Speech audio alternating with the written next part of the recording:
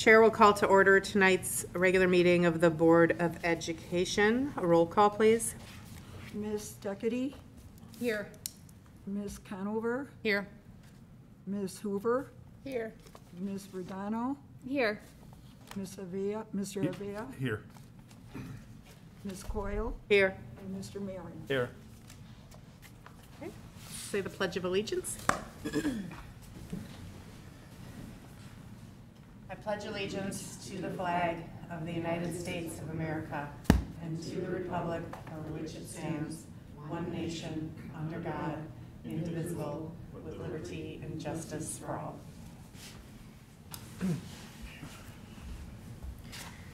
Okay, the first item on our agenda is closed session. The chair will entertain a motion to enter closed session to discuss negotiations and personnel. So moved. Second. Roll call, please. Mr. Avea? Yes. Ms. Coyle? Yes. Ms. Hoover? Yes. Ms. Duckety? Yes. Ms. Redono? Yes. Mr. Marion? Yes. And Ms. Conover? Yes. Okay. Board will be entering closed session. Are these your pictures?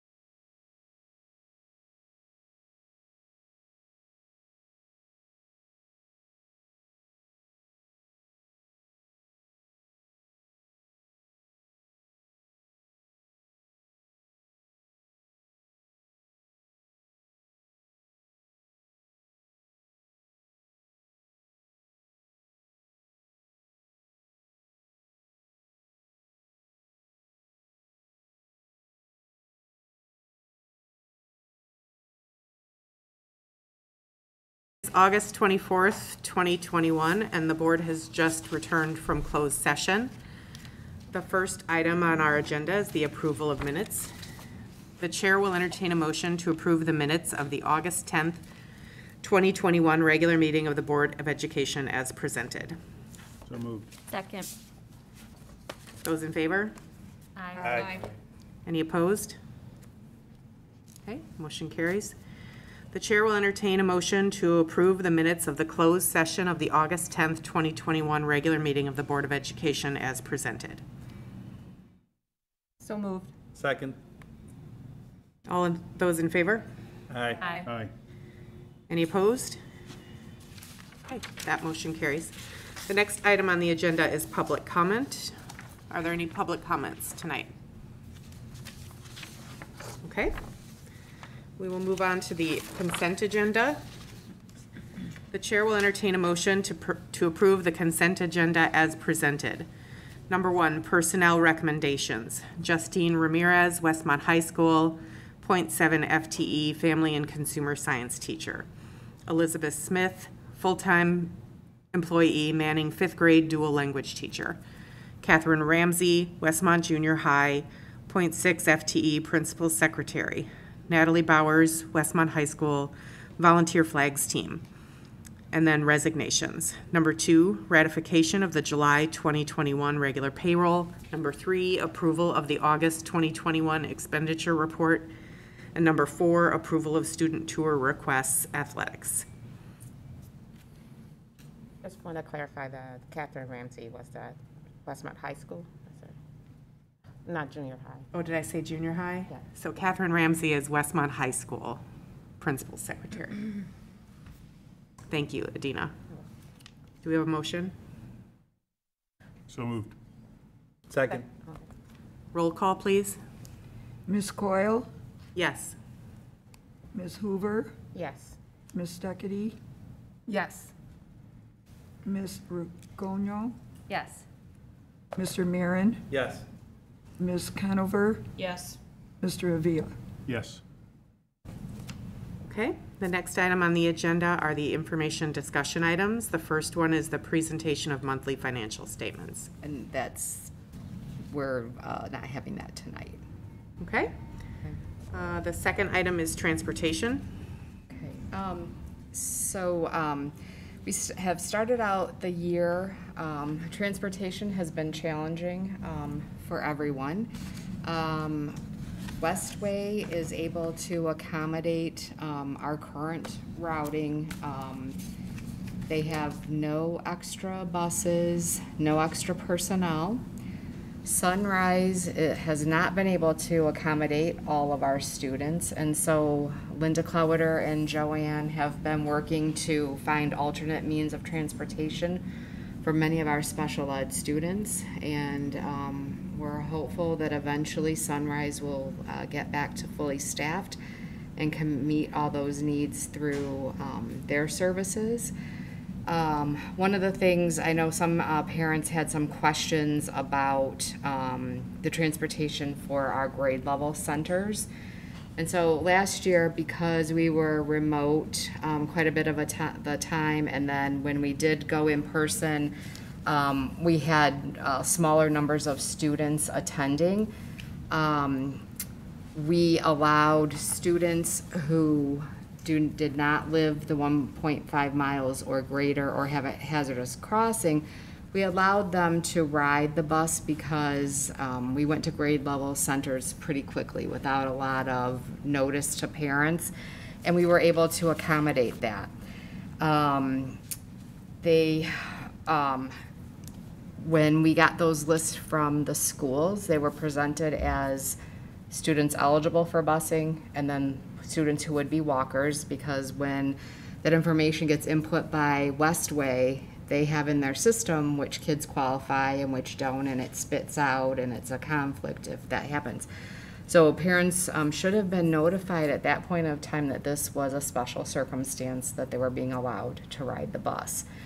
So fast forward to this year, and last year we did several things. We looked at crossing guards and whether we would put crossing guards in place or not.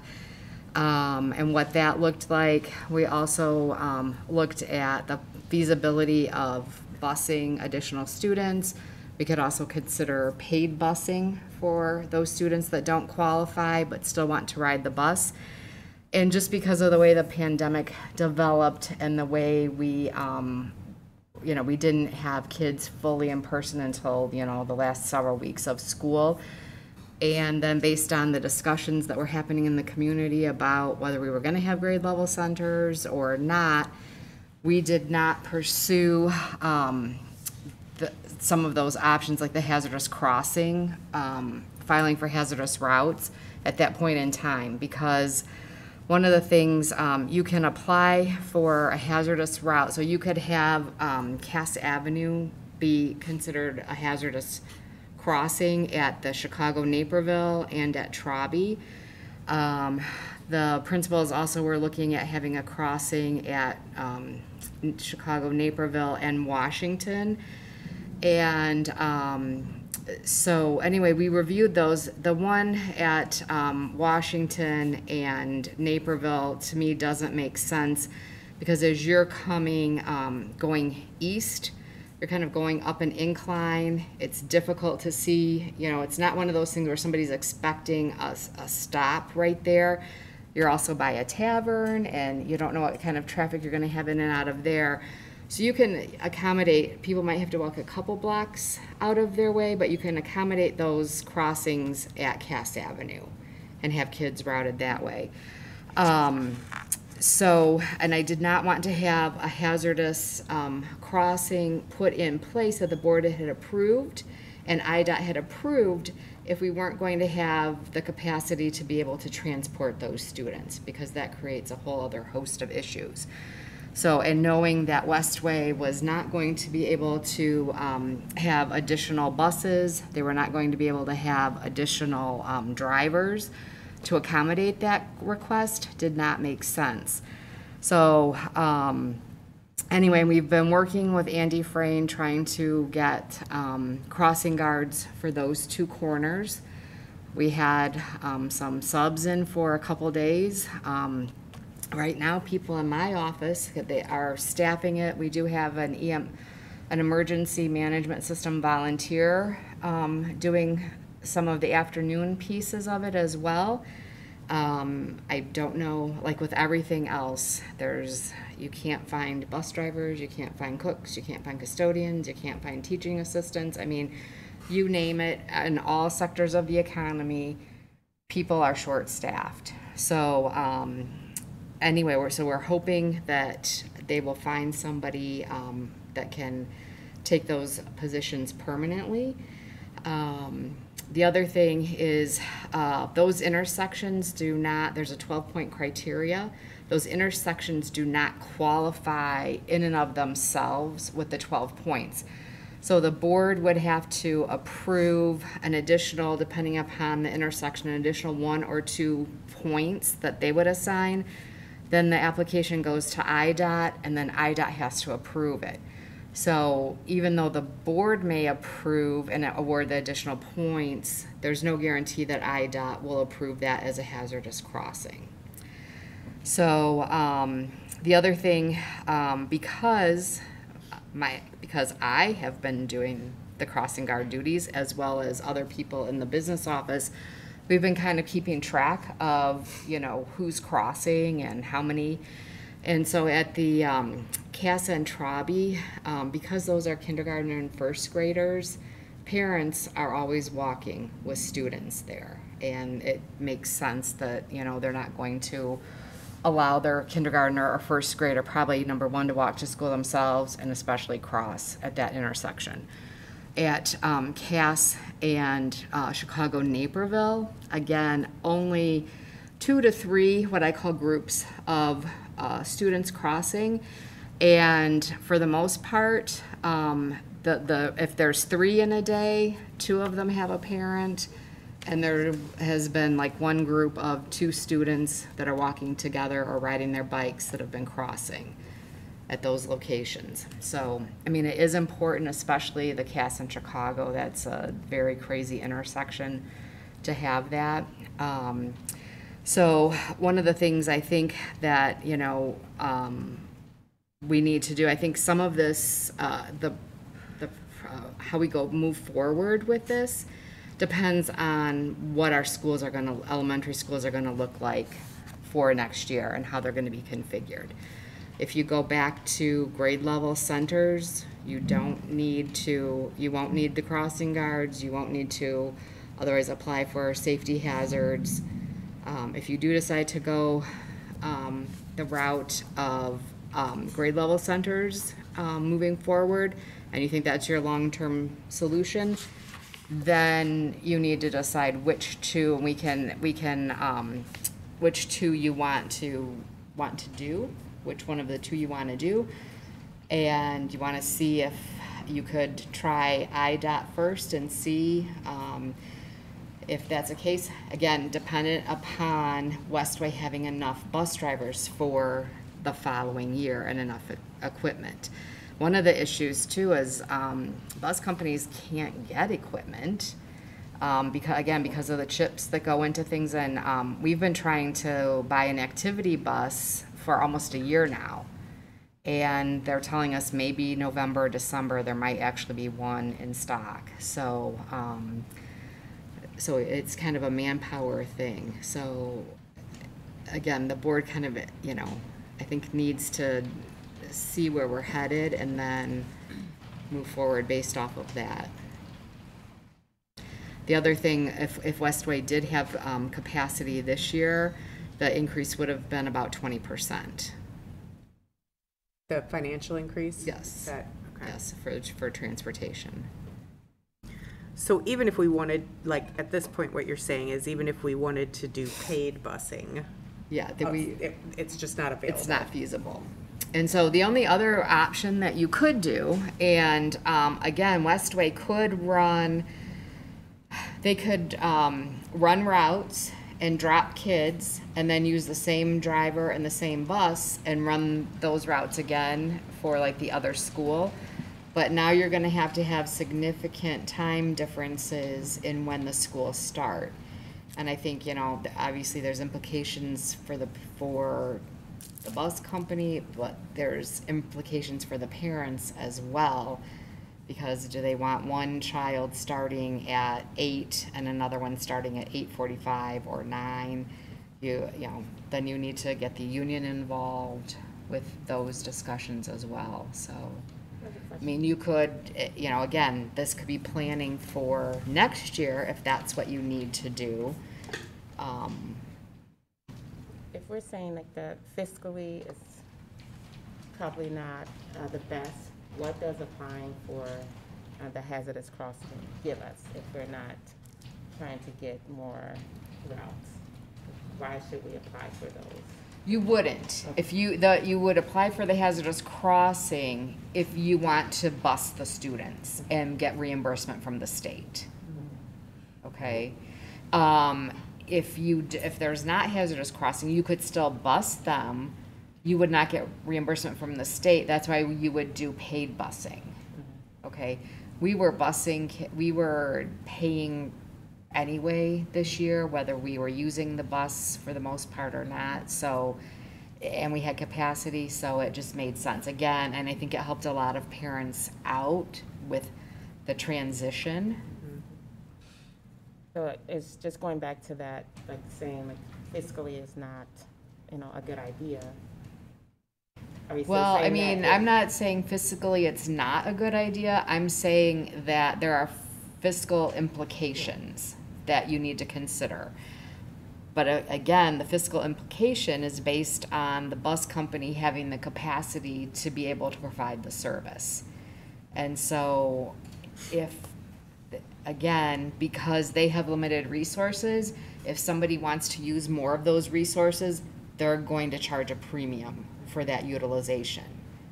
Okay, next year, if they have those resources, I don't know if they'd be looking at the same type of increase.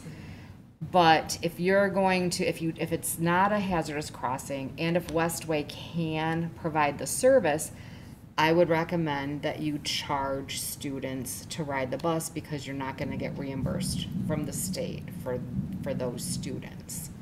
And so it does make sense fiscally to the district to charge, to have paid busing. A lot of school districts have paid busing as long as they have capacity. Are these for students who live over 1.5 miles away, or are we talking about students who are under the? Under the 1.5 miles. Dealing with a busy street crossing, Correct. potentially hazardous. Right, right. And the other thing, we're not the only community that deals with this. So in Downers Grove, I come to work a lot of times Belmont to Prairie, and so I think it's Puffer Elementary is there. That's a really busy intersection. They do not bus their students. Kids are walking down, you know, that Belmont is, you know, 2 lanes in either direction with a turn lane. And so kids are walking down Belmont, and the sidewalk is, again, right on the road. They're crossing that, but they have, their community service officer usually is there doing the crossing. And we did reach out, you know, to the police department, and they do not have extra resources that they can provide for us at this time either. So short term, sorry, did you have a question, Carlos? I mean, short. I think we're on. Yeah. Basically. So for this year, I mean, I guess my biggest concern with this, I mean, I know that it was frustrating for some parents. My biggest concern is the safety of the kids, obviously. And so for this year, we're still working on a more permanent solution for crossing guards at those Yes. intersections. Is Yep. that okay? And then obviously for next year, if the decision is to continue with grade level centers, we have a longer term solution we need to come to Right, agreement on determine as which- a board. Yeah. If not, then obviously, And why are we just trying, if we're gonna try to get that, level, I guess, for the hazardous crossing, why are we not doing all 3 spots? Why are we choosing 2? Because the one, to me, that seems more prone to having something tragic happen. And I would, if I were you, I would travel east in the morning because you're kind of going up. It's not a natural, a lot of crossing guards are at intersections where there might be lights or stop signs, okay? Also there are on Prairie, again in Downers Grove, there are crossing guards throughout intersections that don't have stop signs or whatever, but again, sometimes, you know, people aren't paying attention. You're not expecting someone to cross right there and someone does be stopping traffic in that area. And there are routes that kids, and even when you go up Washington, I think part of it, there aren't sidewalks necessarily on part of that road either. So to me, that's not the safest route for our students to walk. It would make sense for them to walk a couple extra blocks and go up Cass, up, you know, north or south on Cass. I was just gonna ask, is there a communication to parents about, like, if we have a recommended route where there are crossing guards, has that already gone out, or is that something we can do in the future once the crossing guards are finalized? Yeah, Like, we can do that. I mean, I don't know if we use the language recommended, but at least let parents did- know where crossing yeah. guards will We be. did send maps to Yeah. the elementary schools, and I don't know, I'm not on those communications, so I don't know if they sent them out, but we did mark kind Okay, of a route, suggested route of, you know, where they would walk and cross at. yeah, okay. And can we support the hiring of crossing guards a little bit? Like, can we get it posted on our websites? Like, what can we do to support? Because I know I'm on our websites near daily, and I don't necessarily see like crossing guards needed, but I'd love to see. Is that something that we hire for? Well, we have been utilized, so in the past, so again, this is, again, one of those other things where typically the village does that, and they have the contract with Andy Frayne Services. And so they have a contract for 3 crossing, 1, 2, 3, I think 4. Yeah, 4 crossing guards. We're asking for an additional 2. The village picks up part of the cost of those. They used to pick up 100%. Now they're gradually shifting costs to the district. So the 2 additional would be 100% funded by the district. We certainly could put something out there. I'm hoping that everybody watching tonight is listening, and we could use volunteers in the meantime, because again, my office cannot always Yeah. get that staff. I mean, so- Absolutely, it would be that's not- wonderful to see like a crossing guards needed, these times kind of in the pictures, that kind of scroll, just Yeah. so that we can bring it a little bit front of mind and get a little bit more community support to kind of get that word out there. So, a couple of things. First of all, when it comes to the volunteers, how would someone sign up to be a volunteer for that? And I'm not asking for the answer to that question right now, but the fact that none of us know means that it's not apparent, and it should be apparent to every member of this district. So, whatever we need to do, whether it's the website, by the way, please send it to me. I'd like to sign up to be a volunteer for a cross guard. Right. But we can't hope that we find a solution in the short term to this. We have to have a solution to this in the short term, period.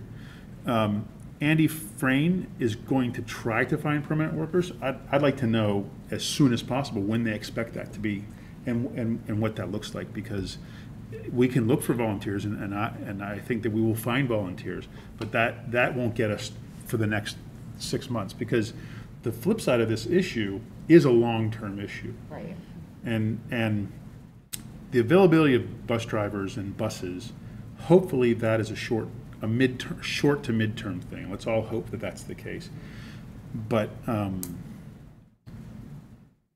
we're going to have to find the solution to that in the long term. And I would think that in the meantime, we won't be waiting to see if IDOT approves this, but we'll do some work as a school district with IDOT prior to know whether they're going to or not going to approve this.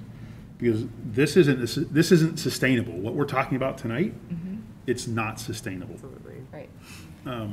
So IDOT, if we give the 2 points that we need to give, are they going to approve this? And how can we present that question to IDOT so we know in advance, not let's just throw it and see then if. we would need to go ahead and present it to them. There's for got to be approval. someone at IDOT that can help us, without presenting something, that can help us at least get a feel for how this plays out. Can I in the just long jump in term. really fast? Yeah. If that happens though, because I totally agree. I think what I'm also hearing though is that even if IDOT approves it and these kids can get bused and the state will, there may not Be any buses, right? Any I'm buses not are suggesting we driving seek the anyway. approval. That's not what I'm suggesting. Oh, okay. I'm not suggesting we seek the approval. I'm saying that we work with IDOT to understand whether the situation is approvable by them, so that we know before we submit our paperwork for this approval that we have a high probability or a low probability of getting that achieved. That's all I'm suggesting. And I would think we would want to work on that in the next 3 months, so that we have, because we know that this is a decision we have to make in the long term, not in the short term. In the short term, I'm saying we can't be at the mercy of Andy Frayne and what they are or aren't going to be able to staff, because I think your setup was really, really good. This document really helped me frame this before this meeting, and that there's a short-term and a long-term problem. The short-term problem, we need to make a call to the community to get volunteers, and we need to get Andy Frayne to define when they're going to have a permanent resource. And the long term, we need to know whether or not we're going to go to grade level centers or not. And also know with a reasonable amount of certainty what IDOT's view of our submission would look like. And that's it. I'll shut up now. Yeah, and getting responses has been difficult at best. Well, we have time. On what Carlos was saying with family, like parent volunteers, are we insured for having parent volunteers as crossing guards? Yes, I checked that for our staff too. Okay. To make sure workman's comp covers our staff, so, yep. And I don't think that would be a huge problem, just like we put out the call last year for volunteers in the schools to help Right. sit in hall, so Right. I think that's something that, Can we I ask a identify. clarification question about volunteers? The parents, I think that's fine. If it's a community member who wants to volunteer, like a background, or is a background search required? Is that required Yeah, for we parent would volunteers in do the building a too? background Yeah, okay. check, yeah. Just wanted to ask, thanks. Probably the same, it's getting clearance to enter the schools, we have to Yeah. have volunteering in schools. So I think you're hearing a lot of enthusiasm to help as well, Kim. So if there's a job posting or a volunteer job posting, I think Okay. we all would want to push that out. We can make productive use of the Facebook pages and so forth to see if we can get people on board to help solve this. Okay. There's a piece in here about a route increase of 20% and that it would typically mean that we'd go out to bid. Can you is that like a, Well, so To in increase- a normal year, if, we had a contract with a vendor and they came back and said, we're gonna have a 20% increase, that would probably be the trigger where I would a say. 20% increase in cost? In cost. Not routes? No, 20% in cost. Okay. Yes. That would trigger a rebid. That would trigger a rebid, and I also shared with you some of the perils of rebidding transportation right now. So, again, there's only a handful of companies, and even if there's multiple names, a lot of them are subsidiaries of, one company. So, again, there's not a lot of players. And then you do, some northern suburbs Right. got a real eye-opener for the start of school this year. I I believe. mean, and we've had our own challenges with Sunrise, so. Yeah, and just to put it out there, Sunrise has been an issue for all of our member districts. Right. In SACID across the board of the 18 member districts in DuPage. SACID does not have the folks to staff Right. those routes, and they do need a significant number of more people, right? You're talking Right. about one bus driver driving 1 to 5 students versus us, but, Right. do we have to, can we only have a contract with one provider at a time? So for instance, can we seek out a second contract for like the services that Sunrise provides? If there's even another company out there. Well, so then you need to figure out like which routes you would assign to them and things like that. And, the problem is just the number of players. Yeah. And then they have to be located, you want them to be, have a hub near where you're at. So if, let's say there was another provider, but their hub was 30 miles away from here, that probably wouldn't be a good idea because now you've got all that time. There's a lot, you risk, what happens in what transportation issues, traffic issues happen in those 30 miles for them to get to you to be able to start your routes. So then what are we doing, and forgive me if it's going too minute on the details, what is the alternative to Sunrise? What are we currently doing for our students and our families that would? In taxi services, or they've arranged other transportation. So again, transportation will probably be significantly more expensive this year. And something else we've talked about before, I think, and just wondering about in this conversation, is it like a district-owned bus and hire? Is Okay, that a bad idea? so, school activity bus Yeah. is, you cannot transport students to and from school, and that's only for extracurricular activities. Okay. Okay, and then you would, well, first of all, you'd need to be able to acquire a school bus. Then you're gonna have to have some place to store it. You're gonna have to find a driver, and then you're gonna need multiple drivers, because if you have your own transportation and that driver is ill, you have to have somebody else on staff who can cover that route.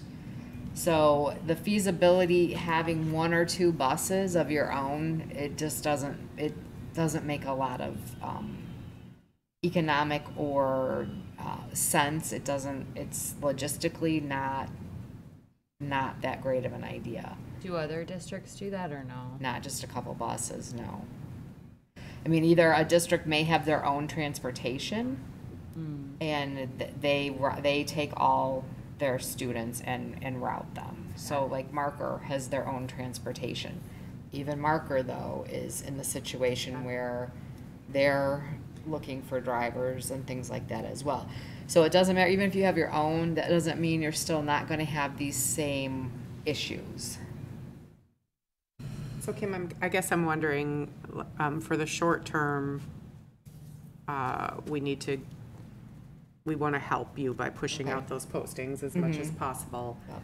It doesn't sound like there's much hope of a busing solution for short term. Correct. Correct. Okay, so for the long term, are the options that we've talked about here for longer term, I know you'll bring recommendations back after we know what our school configuration will be, but is that also part of a finance committee discussion, or which committee would this get discussed at? Finance. Okay. Because I feel like that's probably a good Yep. place for this to Yeah. sit, so that we can review things like, you know, the different options, I guess, for transportation. All right, thank you. Okay, are we ready for the next item? Next item is an update on the 2021-2022 school year.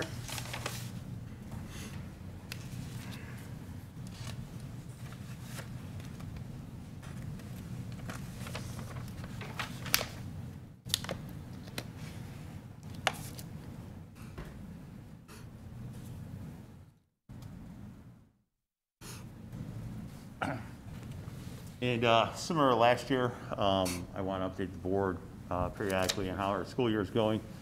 And I can share with you that the school year opened on a very high note.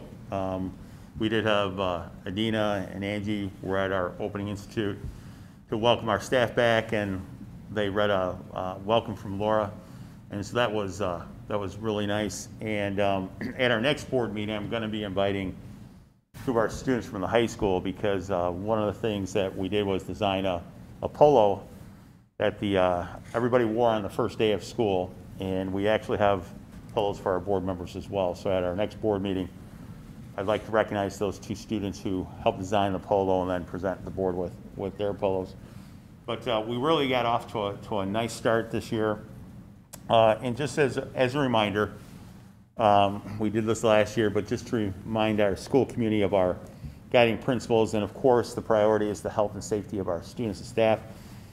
We've also added this year that full-time in-person learning. I can't tell you how many of our staff members have expressed how excited they are to have all of our students in the schools, and the students are happy to be there. So again, it's just a really nice start to the year.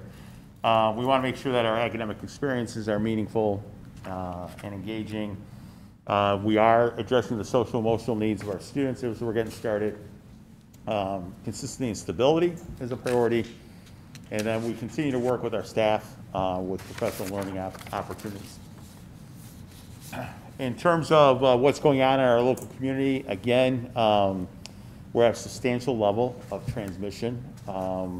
And probably the biggest difference between last year and this year, last year we were substantial, but this year the majority of our staff is vaccinated, and that's what allows us to maintain in-person learning.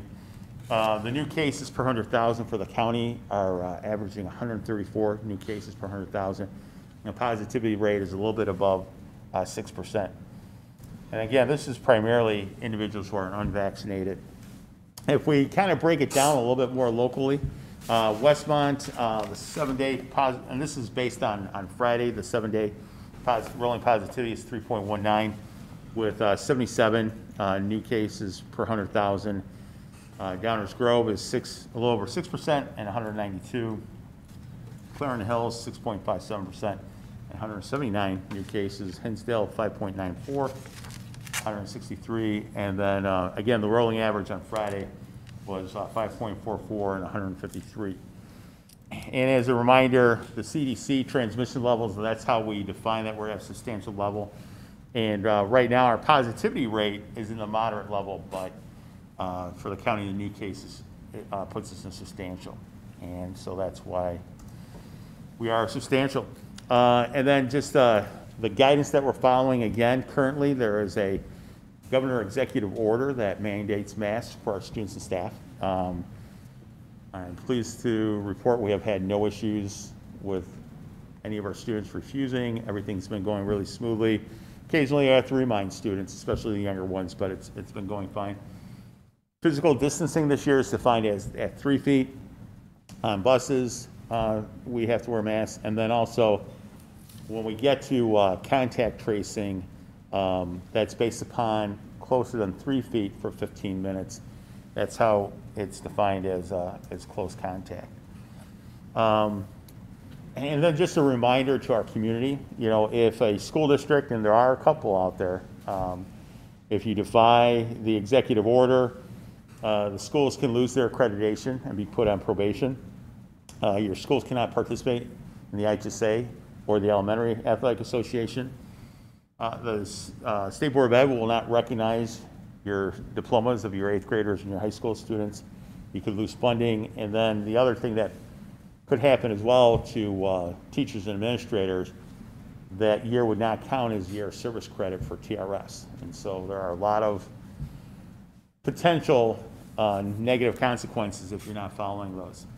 I can also share with you, going forward, once we have a few more days in, I will also track our, you know, any COVID positive students we have or staff. To date, we've had no positive cases in our buildings. And there are some students that get sent home with, again, COVID-like symptoms. We still have to follow that guidance. But again, I'll be sharing that data at every board meeting where we're at with those numbers. But again, so far it's been going really well. There's been a minimal number of students that haven't been able to come to school. And then just a reminder on the shield testing, we talked about this last time, and I actually have a meeting on Thursday with shield. But again, it's a saliva test that students fill a vial, and they get the results in 24 hours, and it takes 3 to 6 weeks for their onboarding process. It's free, and again, the benchmark is if you can test over 100 per week, then they provide a person. If not, then you have to do it in-house, either with your current staff or hire somebody. And again, there are 3 options that they have: is partnering, in which they provide the third person. Option 2 is weekly testing, and then the district is reimbursed. They do not provide the person, but you're provided $8 per test. And then the last option is outbreak testing, where in the event that you do have multiple positive COVID students, that you can then do testing for that school. The one caveat, though, is DuPage County Health Department is one of the few that has not approved test to stay. So one of the advantages of doing the test protocol would be if you have close contacts, you'd have the student test, and if they're negative, they'd be able to stay in school. Right now, DuPage County is saying that that's in conflict with what the CDC is saying, and so they're working those things out. We think eventually DuPage County will sign off on it, but right now they haven't signed off on it. So your close contacts would still need to be quarantined at this point. And then I did check, and the samples do need to be collected on site, so you couldn't send those home. Is that for vaccinated and unvaccinated? Vaccinated without symptoms, they can stay in. Okay. It's only unvaccinated.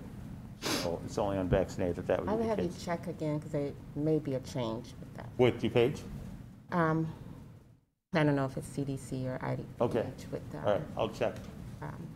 even if vaccinated. So yes. So, and if that's the case, then it does make a lot of sense to implement it. I mean, if we can Yeah. keep kids in. So, wait, Adina, are you saying if you're vaccinated and you get the test, you would have to get a test in order to stay, or they're just saying I think everybody the has to? recommendation has changed because of Oh, okay. the breakthroughs. Breakthroughs. Oh, really? You may have to be tested. Even if you're asymptomatic? With the close contact, I think that's the change, close contact. Okay. Even All if right. Yeah, vaccinated, well- may have to be tested. And then I think going back to negative test, then Okay. have a 10. Yeah, we still are waiting on, we're supposed to be getting new decision-making trees, and we're still waiting on those. But our next meeting with the DuPage County Health Department is Monday afternoon, so we may get updated information then. So Kevin, where does the district stand on shield testing? Like, what's our As position? I said, I've got a meeting on Thursday Right. with them, and based upon that information, if DuPage County Health Department is willing to say yes, you can keep your students in, they'll approve the test to stay, then I do think it would be to our advantage to do it. For outbreaks or for For just in general. just in general? Yeah, I don't know if we do it weekly, but we'd have the ability to test students on site, rather than sending kids home, that type of thing, or telling them they have to quarantine. Right, So that's what we would use it for. okay. But at this point, without DuPage County Health Department signing off on it, it does, in terms of liability, puts us at risk. Right, I think it'll be helpful too, like if the decision tree and the requirement is in fact what I'm thinking, that even if you're vaccinated, you have to be tested, then you have that opportunity too, to do it at that point. So it increases your yield and the use. So I think if there are, more people that have to fit that requirement of having a negative test to return to school. So I think it's something that's good, that you're not someone's like, where can we go to get this test done? You have it at your school, you can do it there and then return sooner. How long for the results? Within 24 hours. I just want to clarify, I'm sorry, test to stay, what does that term mean? I mean, test to stay, I get what the words mean, but what does that mean? Because I thought that if a student was quarantining because of contact, not because of symptoms, but because of contact, and then got a negative test, that they could go back to school after receiving the results of that negative test. Is that, am I wrong about that? Am I misunderstanding? Right now, if you're a close contact, you have to quarantine for the 14 days. Independent of any testing? Right. And that's what this test to stay means? Right, and Got test it to now. stay Thank you. would allow you to have to test negative on days, I think it's 1, 3, 5, 7. And as long as you're consistently testing negative, Then you come back. Test to stay means one test and you're back. you can stay in as long as you're testing negative. I'm sorry, test to stay means, Stay in school. yeah. Right. Stay in school as long as you test negative. Right. And DuPage says no to that right now. Right. I got it. I think I understand it now. Thank you. Will this require a nurse at every school? And do we currently have, because we had one last year, but that was, Right now, we have 3 nurses in the district.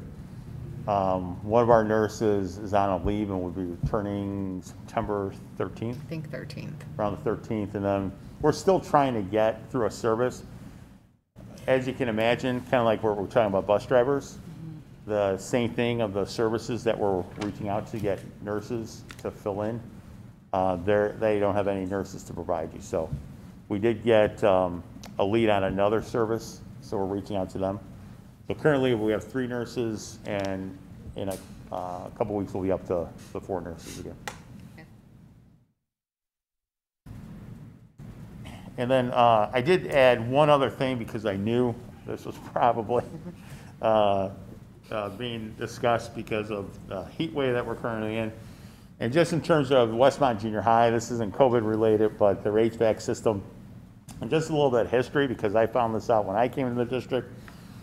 The junior high was built in the mid-70s, and at the time it was built, actually, the HVAC system was not a good system, and the company is no longer in business that sold it to the district. And so over time, we've been able to do different upgrades and so forth, and we are planning in our capital development plan to do a significant investment into the HVAC system next summer. And as, luck would happen, it started to, the system started to fail a little bit just as we were starting up the school year. It was working for the summer, and now we're having some issues. Joe Smith, our Director of Building and Grounds, he did have the system evaluated, and service is making recommendations of some things we can do, quickly to kind of improve things. But again, the challenge is going to be, like a lot of things, getting the necessary parts that we may need in the short term. But we are working on it. We are trying to address it in the short term. But then again, we do have a plan for the long-term upgrade for this summer. So just a couple of comments on this. Number one, I want to commend the junior high PTO and parents, because I know a lot of fans were donated. In fact, I think they got flooded with fans when there was a call out to the junior high to send some fans in. So one of the great things about our community pulling together. I did want to ask the question, and I'm going to kind of look at Adina while I ask this, but a parent did suggest, are we concerned about not having a fully working HVAC system during a pandemic? And I guess I'm curious what we feel like, and I don't want to put you on the spot, Adina, but has that come up in your conversations, Kevin? And are the fans enough to circulate the air, and what are our concerns about that? Well, that hasn't come up in our conversations. Okay. We have the fans circulating air, and teachers, most of those rooms are exterior rooms that have windows and doors to the outside. And even regardless of what was going on with the HVAC system, there are many classes that are taking advantage of the outdoor spaces and taking their classes out. So Okay. That's not a conversation we've had, Okay. but it's one that we can look into. I think just keeping an eye on, the numbers, it's good to know we don't have any cases currently. Right. And so if we start to see an issue specific to the junior high, then we may need to Right. And I think problem that solve. the question would be more airflow, and I don't think there was a breakdown. And I would have to shift this question back to like the facilities manager. Yeah. I think the issue is the cooling system, Right. it's not the airflow. Right. So air is flowing, but it's not cool. Okay. And so if,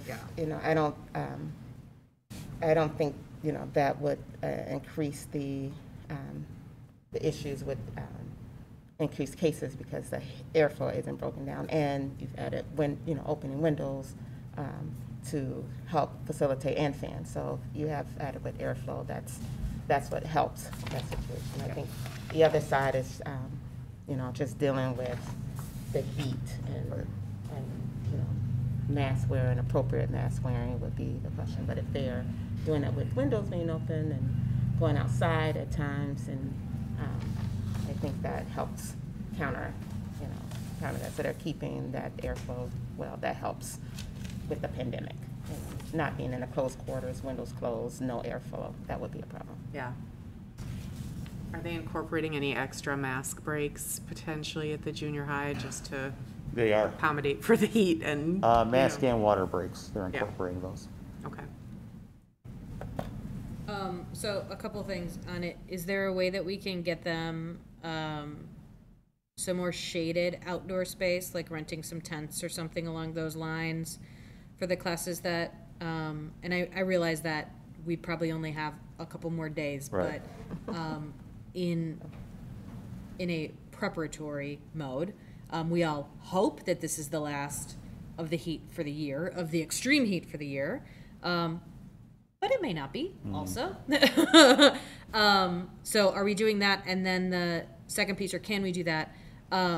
Is there a point when it is too hot to have kids in the school? So is there a point where we need to call an emergency day for heat? Being from Chicago, I've never seen that happen, but I don't know if it's possible, or if it's a thing. And then kind of as a piece of that, is it possible to do an emergency day for just one school, or when we do, and I know emergency days are next up on the docket, but, is it possible to do it for one school, or if we call an emergency day, does it have to be district-wide? First, the tent, that's something we can look into. I know last year when we were looking for tents, they were in high demand, and again, trying to find, companies that still had some. So it's something, though, that we can ask Joe Smith to look into and see if there's anything out there. In terms of the emergency day piece, the HVAC system, as Adina pointed out, I mean, it's working, and there are definitely some parts of the building that are comfortable, some that are not comfortable. So I don't know if we're reaching a point where the entire building's at a place where we'd have to be, considering a heat day. That does happen a lot of times in districts in Southern Illinois where there's a lot of buildings without air conditioning, and the heat index can be even higher.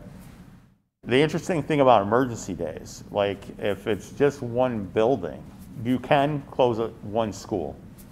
And the interesting thing is the district doesn't have to make up the day as long as the other buildings and the schools in the district are in session. So, there can be, you lose power in a school. Yeah. So you're not going to have those students attend, or a boiler goes out in the middle of winter, you're not going to have those students attend. When it's one school, then the district doesn't have to make up the day. Okay. But then are we having those, I assume this, but I want to ask it, are we having those conversations with John and his team? Yes.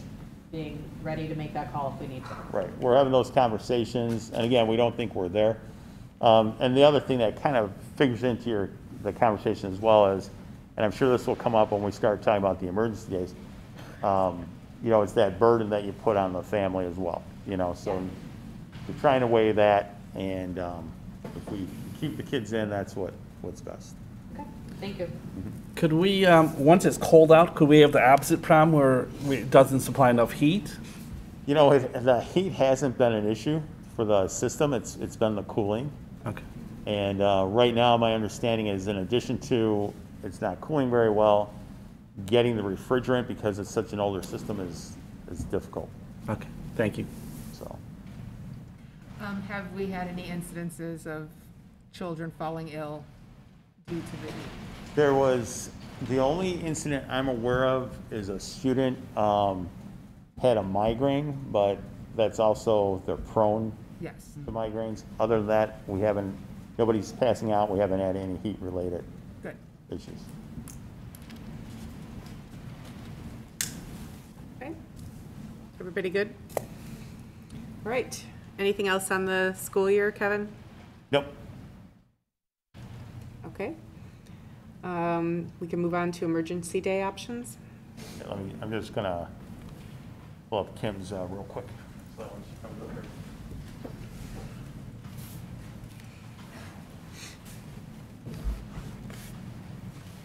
So, before we had the pandemic and the governor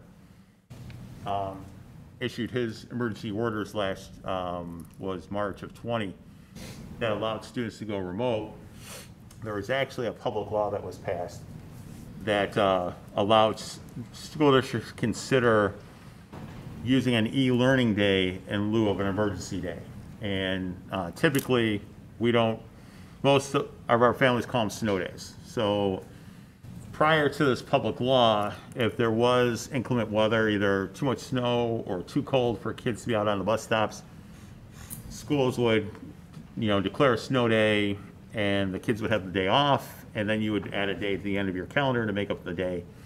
And if you look at our calendar, we have May 31st as our end day, but then there's also 5 emergency days at the end. And so when we get to a certain point in the school year where we're pretty sure we're through all the winter weather, the board will amend the calendar, get rid of those emergency days, and then we officially say May 31st is our last day.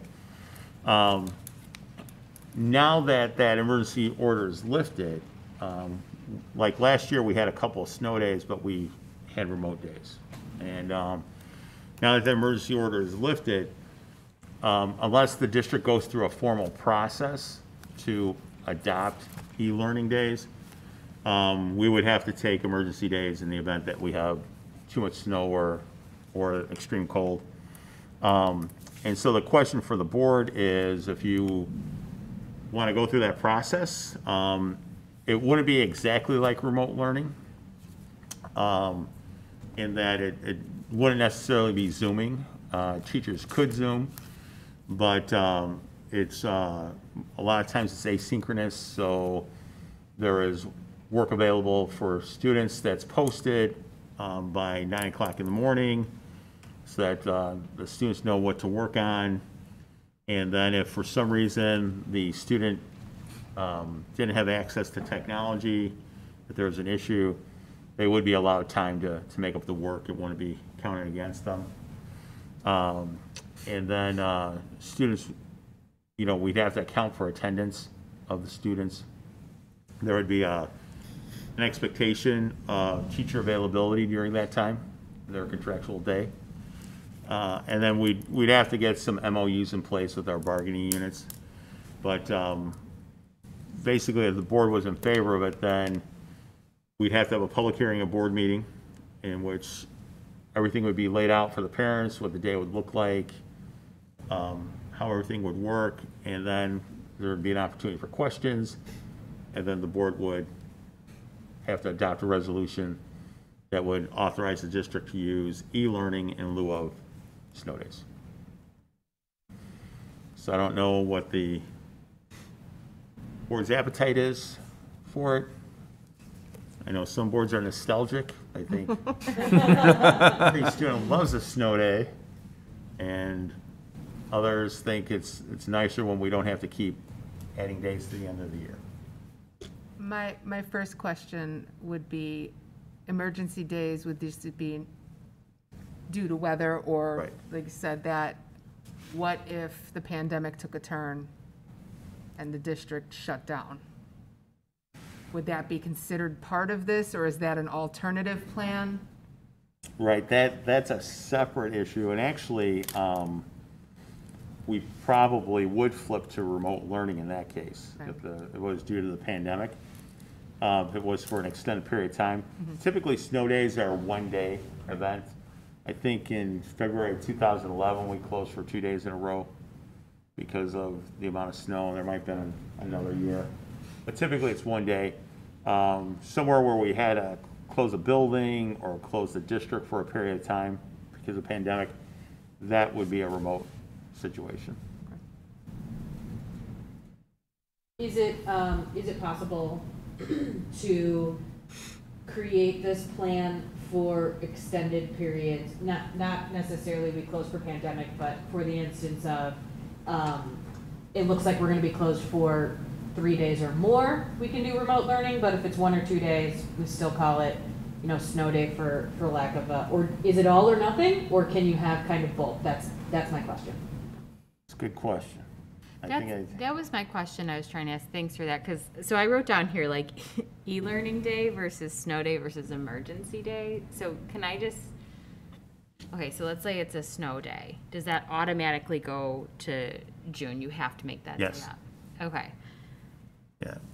And yeah, then does it, we don't know if it has to be one or the other. Like we can do like 2 remote learning days, and then beyond that, because then like 3 days of asynchronous work feels like a lot, then maybe it's beneficial to just tack a day on at the end of the year.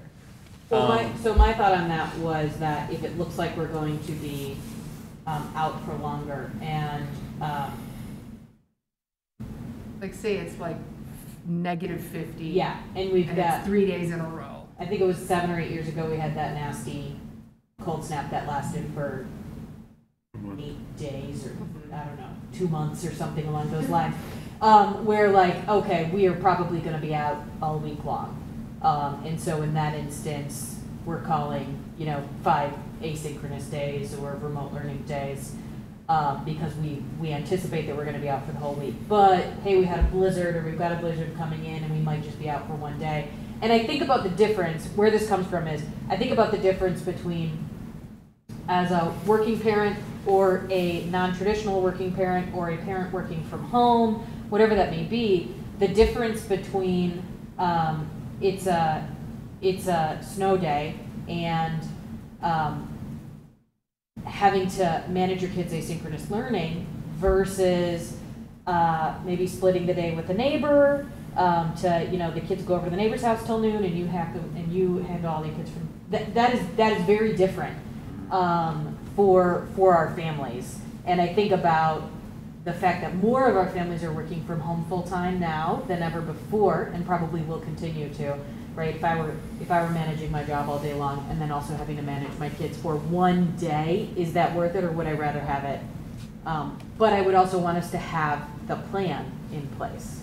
Does that make sense? Right, that makes sense. And that's something I would need to check on and see if the district would have that flexibility.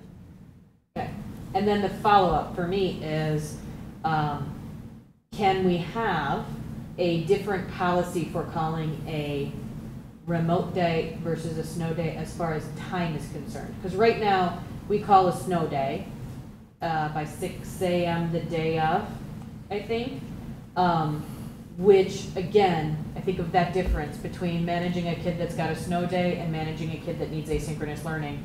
Finding that out at 6 o'clock in the morning as a traditional or non-traditional working parent is very different than finding that out even at 8 o'clock at night. Or, and maybe that's a situation where, like, if we don't make that call by 8 o'clock at night and the situation turns and our buses can't get out, okay, we got a snow day tomorrow.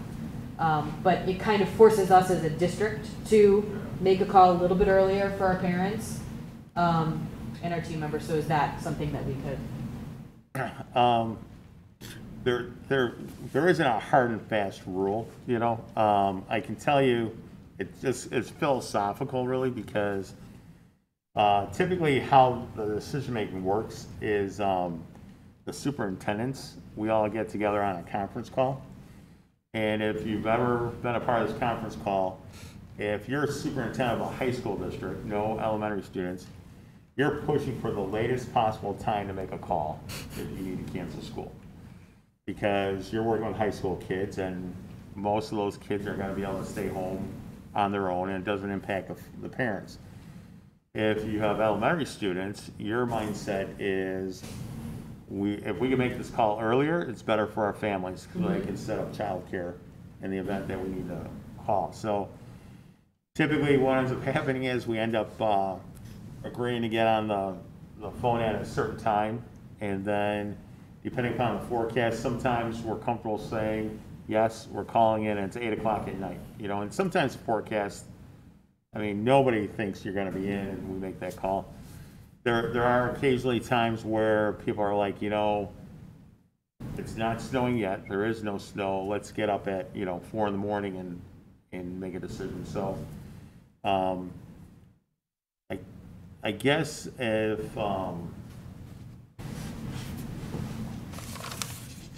you know, I think it's possible to make the call earlier. The only thing is, you know, and hindsight's always 20/20. Nobody wants to be in that position where you either make the decision to stay in and then you regret it, or you make the decision to go out and you know what, we could have been, you know. Does having e-learning make it easier to make the decision earlier though, because you're not basically having to tack a day on to the end of the school year if it ends up being It probably whoops. does, you know, if you're not adding. So to that end, though, does it become too easy? Too easy, right? Where we're just like, No. you know, we don't go through all 5 of our emergency No, days, right, no. and now are we going to just go through them really quickly? Right. No, I don't think so, because there's really only, like, I'm trying to think to last school year, and it was unique, obviously, for a lot of reasons, but I think there were only, I think there were 2 last year. there were 2 Yeah. last year, and I think there were only 3 times that the superintendents felt like the weather forecast warranted us having a conversation.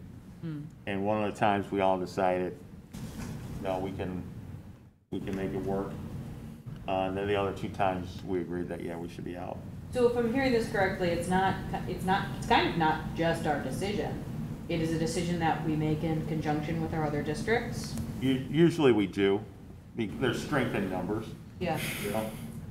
So if everybody is like minds, then usually, and I can tell you the other benchmark is CPS. If CPS calls off, everybody calls off.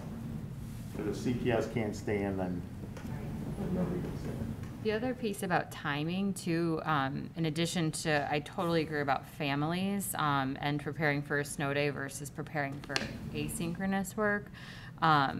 But teacher time to plan, like it's much easier to plan something that's fruitful when you have a little bit more time than getting up at 6 o'clock in the Putting morning and stuff, slamming it scrambling. together, yeah. So And that's even with the caveat of saying, you know, assignments we post at 9 o'clock. That still is not, right. Right. you know, a lot of time. So Kevin, what are you looking, sorry, did you? No, go for it. What are you looking for? I think what I'm hearing is I need to get a little additional information for the board. Yeah. Sounds like So- there's an openness, but we Right, need so more. possibly we continue the conversation at our next board meeting as a discussion item. I'll find out what flexibility we have, you know, and then, if the board wants to proceed with, I mean, we have time, obviously, to have the hearing and things, because, you know, there was one year, we ended up having to close the district because of flooding. Right. That happened. Oh, I remember, yeah. It was Yeah. unreal. We actually got, all the kids arrived at school, and we had to get them back home. my goodness. because- I could not get out of Downers Grove that day. I kept getting stuck Yeah. in Downers Grove. So barring that, usually you don't have your emergency days till, you know, a lot of times not till after the first of the year, so. So let me get more information, you know, and then we can continue the conversation. And if you want to proceed with the process, we can. Right. I only have one last question on this, and that is why the September 24th date? Is this just an example of how the process would work? Right. Or is there something tied to the 24th and the dates afterwards, and it's That's on our board calendar as a board meeting. okay, And we just need, the reason why I picked the 24th, you do need, you have to advertise the hearing, 10 days. sure. So just that we could make sure we dotted all of our i's, crossed all of our t's. Right, but the 24th then would be kind of the soonest that you would recommend doing it, not the latest. Correct. That's more to the point of my question. And Is we could do it there? in October, we could do it in November. Right, you great, know. thanks, It's not time bound.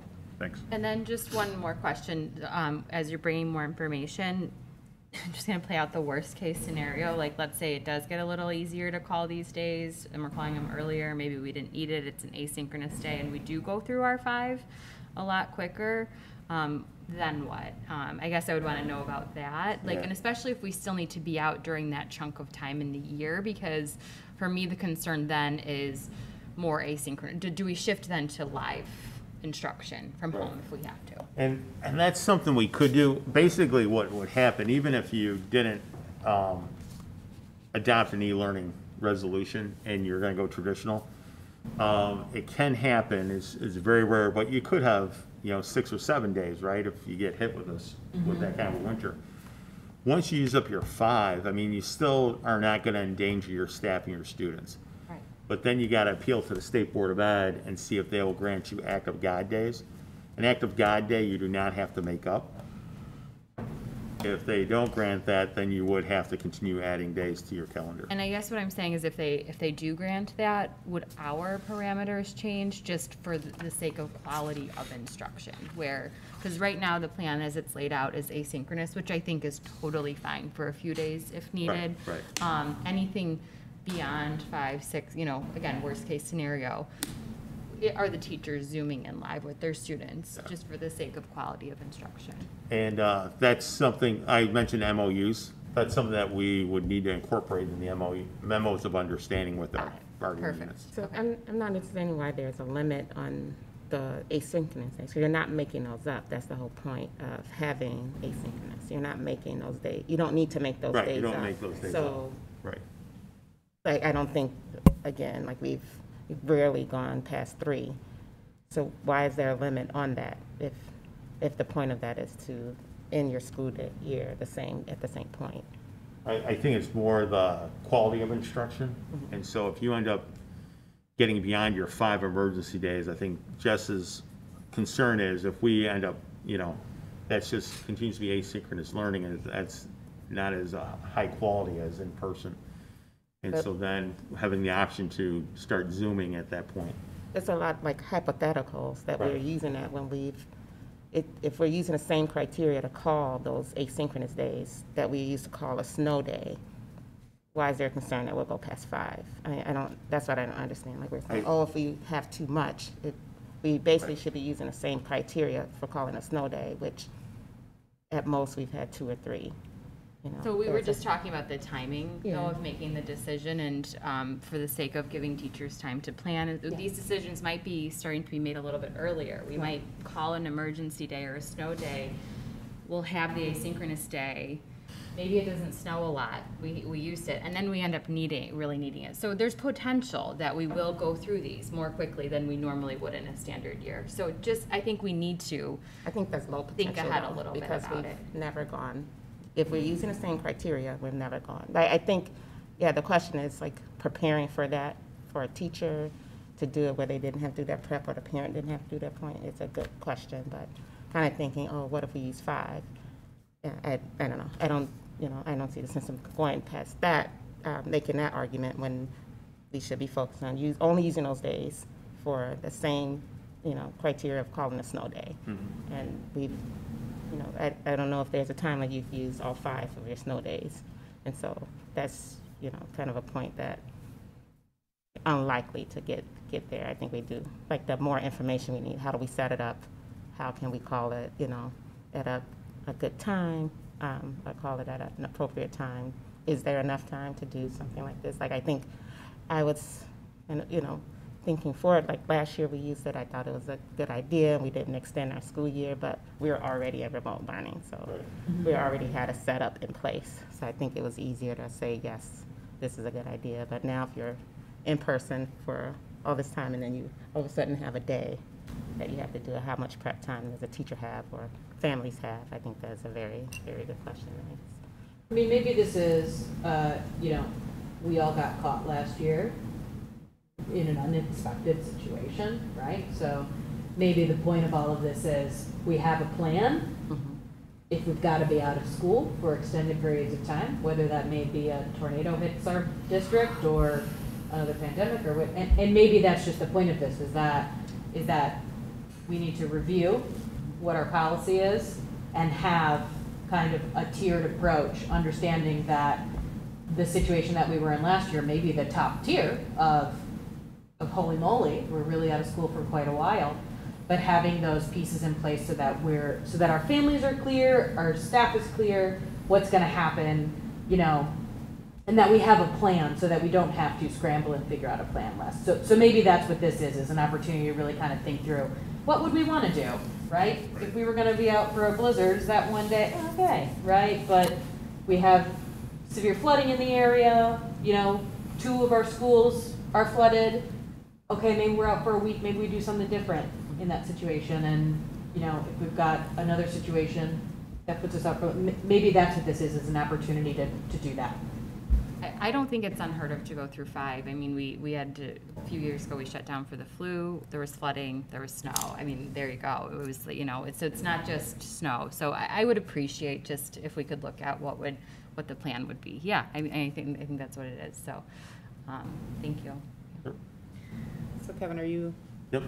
clear for next Yes, I am. steps? Okay. And will we look at that next meeting or the Next meeting. next meeting? Yeah. Okay, thank you. Okay, so the next item on the agenda is board protocols regarding community email. And I asked for this item to be put on the agenda. And I just wanted to acknowledge that we've had a lot of really sensitive issues at the board table recently, and they're going to continue to come across our docket over our course of service as board members. And it's really important that the community reach out to us and share their thoughts on the topics we're covering. We need to hear from community members, and we thank you for sharing with us, and we hope you continue to do so. With that said, recently we've been getting a volume of communications that, from my perspective, I don't believe reflect the values of our district. And I'm encouraging my fellow board members to not respond to emails or other communications that contain threats or disparaging remarks. I'm also encouraging my fellow board members to only respond to issues that have not already been addressed by either the board or by Mr. Carey. So, in that circumstance, if a community member reaches out to us multiple times on a single concern or question that has already been addressed, or they use a threat or disparaging language in their communication, per board policy, Kevin or I will be the spokesperson back to that community member. You guys, we all give freely of our time and should not be expected to respond to threats or intentionally insulting remarks, okay? Just want to be really clear about that to my fellow board members. I want to thank the majority of the community that addresses the board in a respectful and professional manner, and continue to encourage that type of open communication between the board and the community. But just so you guys know, leave it to me and Kevin to address anything that contains the other type of approach. And you guys are welcome to make comments or discuss anything that you want to, but I just wanted to make that statement. Thank you. Appreciate that. Yeah, that's the only comment. All right, so the next item on the agenda is the board PR committee update. So, yeah, I think you, in the last board meeting, and she spoke on like our plans for PR, but at a previous, before, I guess most of you were seated, we did talk about social media and kind of the woes of social media. And I think a lot of it came from not knowing how to use it well and the potential for it going awry.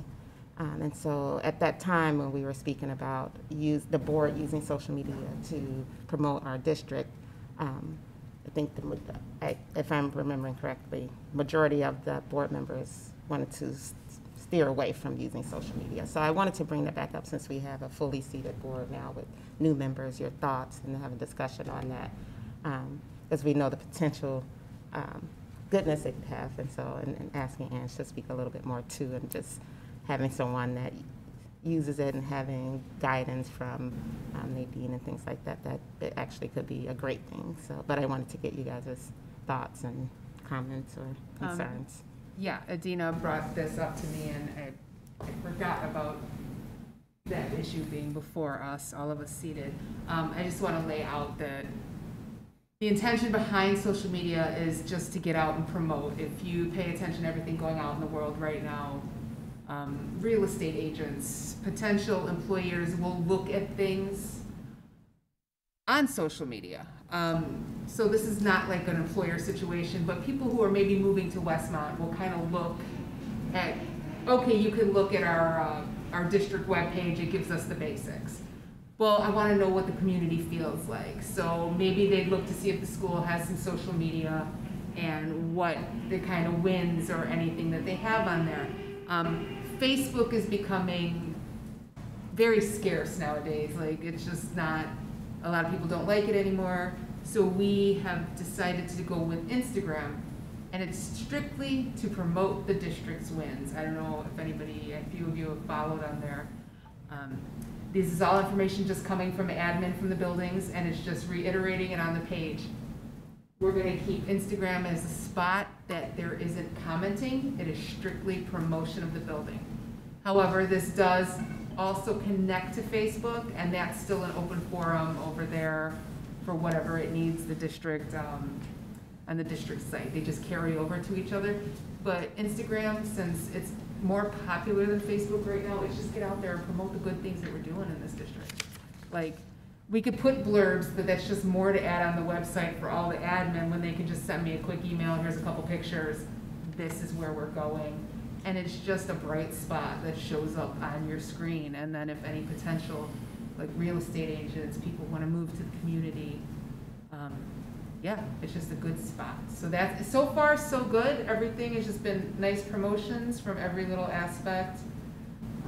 Nadine is also on that with it, but she's not as great of introducing, and I've been more in communication with the admin, getting all the information. So, yeah, any questions on that? But that's where we're going with this. So is the Instagram account, I don't Insta very often, so I don't really know much about Instagram. So, but is the Instagram account a school Board of Education account? No, Is it it is strictly a CUSD 201 account. Got it.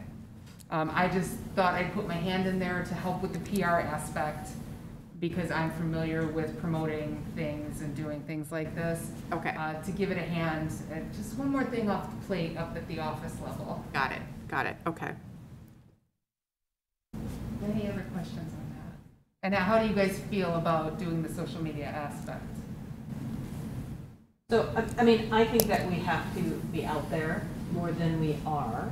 I think that we have to come into the current century with our communication and listen to our community members who are choosing to communicate in different ways. Email is not necessarily the number one way that I like to communicate, and it certainly isn't the number one way that many people like to communicate. So I think we do need to, adjust how we're communicating as a district in a very positive way, and I think that we can do quite a bit. We have a lot of stuff to celebrate, which is amazing.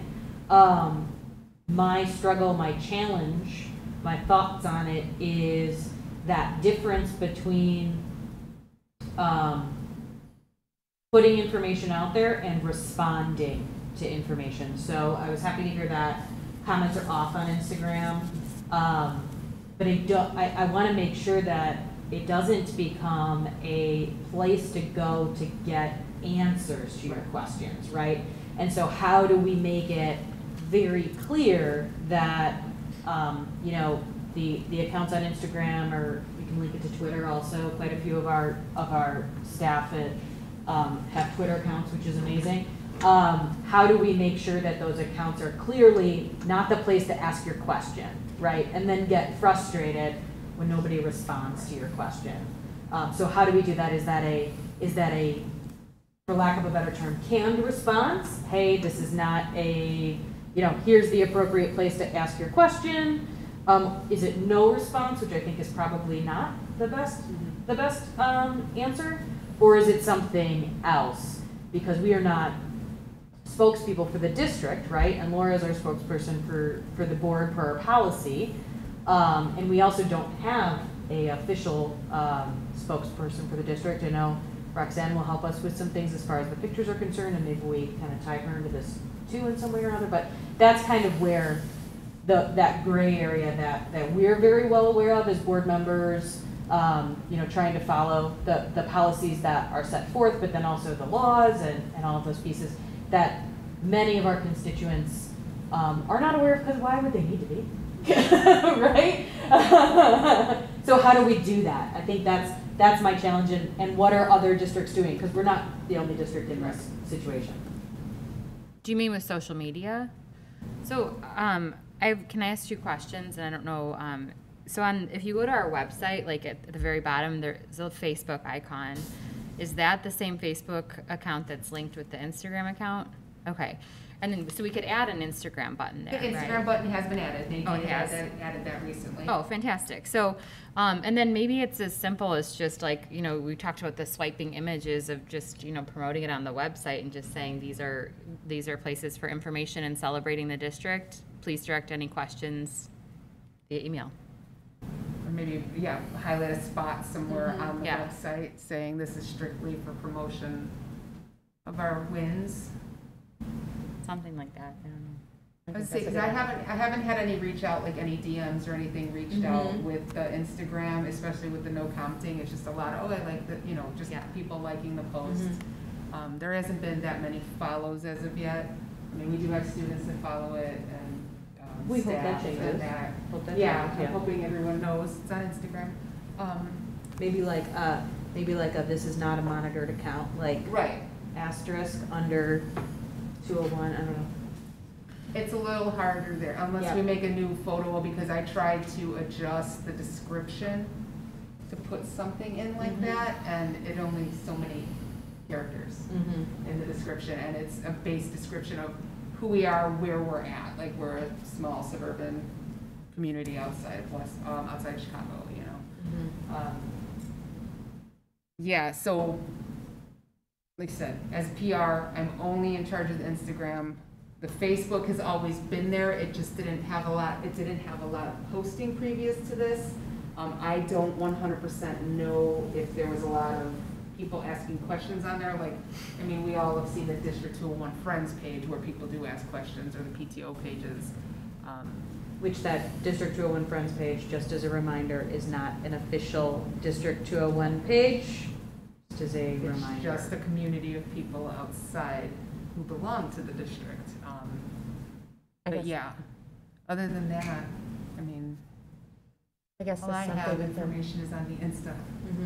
find out if we could do, just basically, it sounds like, just being clear, like, I don't know if the statement you have is fine, or an additional one that just as a reminder. I don't know if, and so I don't know if you can have, like, if someone attempts to comment, if there's automatic feedback, you know, that reminds people that, you know, this is not the spot for questions, or, you know, comments rather, but you can send those in and gives the Maybe or we can email reach out address. to Nadine and see if we can place something somewhere on the website.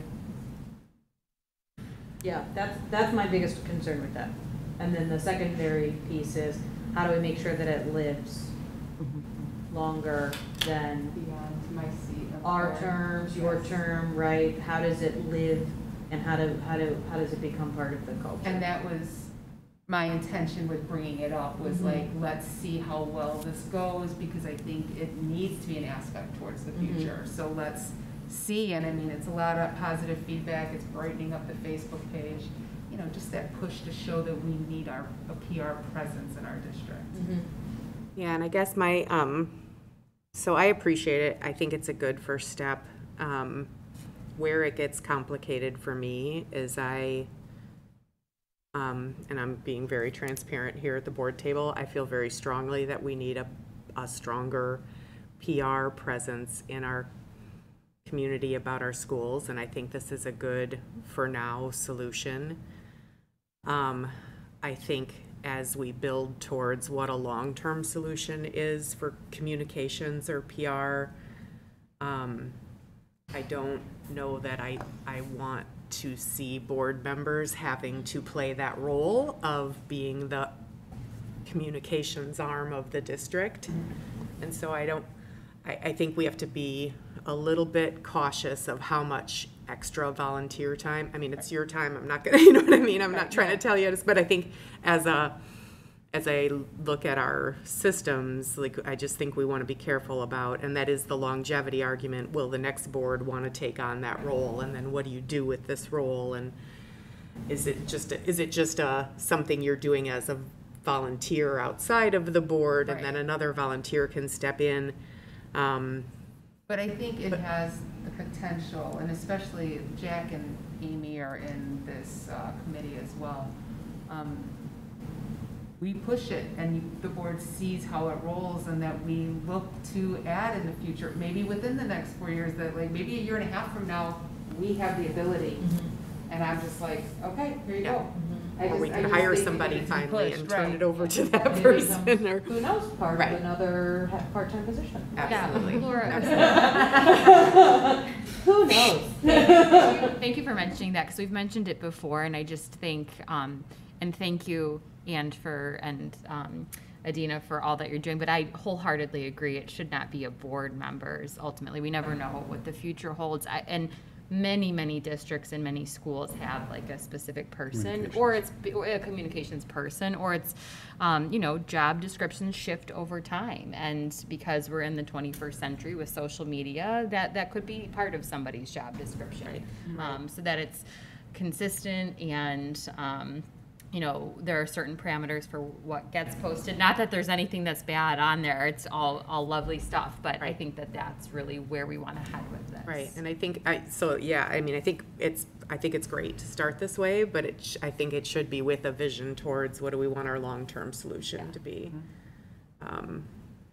So, does that make sense? Yeah. That is the whole intention behind Yep, it. So. good, okay, perfect. All right, any other discussion on that? Okay, I think we can move on to action items. So the first one is the approval of the tentative 2021-22 budget, and I think Kim has a presentation for us.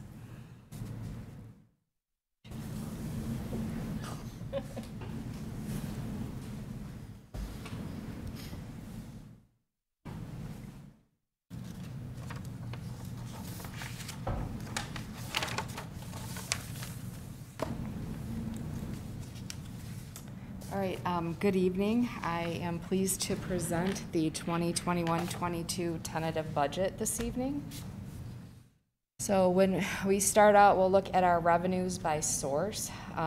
For all funds, property taxes, in both in operating or all funds, property taxes are the biggest component of our revenues. So they comprise, in the operating funds, 82% of our revenues. Our federal sources this year jumped up. They're in the all funds 8.5%. Typically, they run around 3%. This is due to all the federal money that we're receiving, so we've had a little bit of shift there. Total revenues are projected to be $31.5 million, and in the operating funds, 29.6. Our revenues are based on the following assumptions. The tax levy has CPI of 2.3% for the 2020 levy.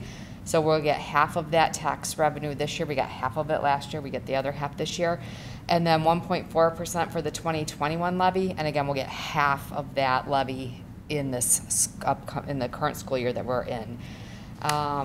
The collection rate overall has remained the same as last year, so about 99.7%. But how we're collecting the taxes has changed over the last several years. And so typically we would have like a 49% in one period and the 51% in the other, and it's really kind of flip-flopping. So that's, again, skewing our revenues a little bit by year. Our interest income continues to be negligible. Interest rates are really near zero, and so very insignificant amount of money in that realm. Our evidence-based funding, we know, is $1.3 million. It's just maybe about not even $1,000 more than it was last year. So we do not receive a lot of money from the state in regards to evidence-based funding. Our grants are in at the preliminary FY22 levels. They are likely to change, especially ones where we didn't spend all of it. We'll have carryover, and we'll know that in the next several weeks. Our federal revenue percentage increased because of ESSER 2 and the ARP ESSER 3 funding. So ESSER 2, we are slated to receive $458,000. ESSER 3, we've budgeted $579,000 in the Ed Fund, and then $600,000 in the Capital Projects Fund for a total of almost $1.2 million. Our rental income is flat in the O&M fund. We did not increase it over the pandemic levels from last year. I'm not really sure if we're going to have a lot of rentals even this year, so I left that flat. Transportation revenue from the state has decreased because expenditures for FY21 were lower than normal, and that could change with the final allocation. We just submitted our transportation claim in August. We don't find out our funding level until probably sometime in November. So we'll get a preliminary amount and maybe in October, and then final amount we have we can do an amended claim, and the final amount will come later, more like November or December. That revenue from that we get this year is based on last year's expenditures. And then for the food service revenue, it's consistent with fiscal year 21, but it shifted from National School Lunch Program, that's what we were operating in, and to the SSO option. So all of our students can eat free of charge. So we'll get, I'm projecting the same amount of revenue, it's just coming from a different source this year. And then when we look at our expenditures by object, salary and benefits are always the greatest portion of our budget. So in the operating funds, salaries and benefits comprise almost 75% of our spending. So we're a people business, and that makes sense. And then we've got purchase services in there, supplies. I do have some capital projects planned. We're finishing up the building automation system, so some of those payments will come out. We're also going to be working on the HVAC system at the junior high, so that those expenditures are in there. So total expenditures in all funds, almost $8 million, and then the operating funds, $31 million. The salaries reflect the estimated cost of the new WTA contract and anticipated salaries for WESPA, admin, and all non-union staff, with increases similar to the WTA. So as you're well aware, we have a WESPA contract pending, and our administrators and non-union staff have not received, they did not receive increases last year and have not received their salary increases yet for this year. Estimated retro pay is also included. WCMA does have a contract, and the salaries are per their contract. Salaries and benefits will change for the final budget. We've had a lot of movement in and out of the district in terms of staffing over the last even few weeks. So I'll need to go back and refine our salaries and benefits based on all the new hires. Medical insurance, our budgeted current rates for one half of the year, and then a 5% increase for the remainder of the year. We run our benefits on a calendar year. The fiscal year runs not on a calendar year, so June 30th is our ending date for the fiscal year. And we've had very high utilization this year, so I'm anticipating that we will be seeing the 5%, that the board will be seeing the 5% increase. Our increases may be above and beyond that, but the board's responsible for the first 5%.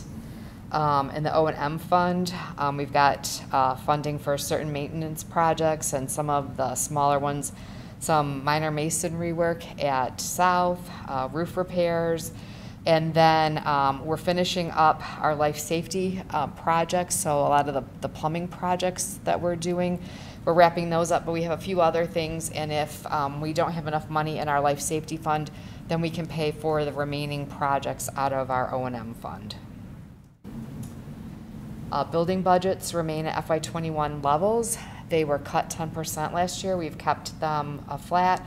There's a lot of other funding through ESSER 2 and 3 that they can utilize this year for certain things, so we're maintaining that. And then our other supply material accounts were not increased in the ed fund either. Private placement tuition costs are still preliminary and will be adjusted in the final budget. We've had a lot of movement there as well. And so when we get some final numbers and placements and things like that, that will change as well. And in the final budget, I will include a contingency for spending the Hackbrush donation in the ed fund, which is approximately $250,000. If you recall, that revenue we received in a prior year, we still have not spent it. It can only be spent at the high school, and it cannot be for salaries and benefits. So we need to just kind of be cognizant that our fund balance in the ed fund is $250,000 higher. At some point, we need to spend that money. And so I'm going to put it in a contingency line in case they come up with projects to spend it on this year. In the Fire Prevention and Safety Fund, we've got the expenditures on the life safety survey. And again, last year we received $50,000 of a matching grant for the plumbing projects. So we already have that revenue. We just are spending that money right now. And we will be applying, there's another school maintenance project grant that is available, and we will be applying for that, another one of those again this year, and hopefully we will receive that funding. And then the preliminary budget does not include the anticipated issuance of working cash bonds for capital projects. we can include that in the final budget, or we can do an amendment later in the year of the budget. So one of the things we'll be meeting with the Finance and Facilities Committee on is about issuing working cash bonds for our projects. One of those projects would be the HVAC replacement at the junior high. And just to remind everybody, the board did go ahead and approve the architect to work on that project. And so they'll be beginning right after Labor Day with that.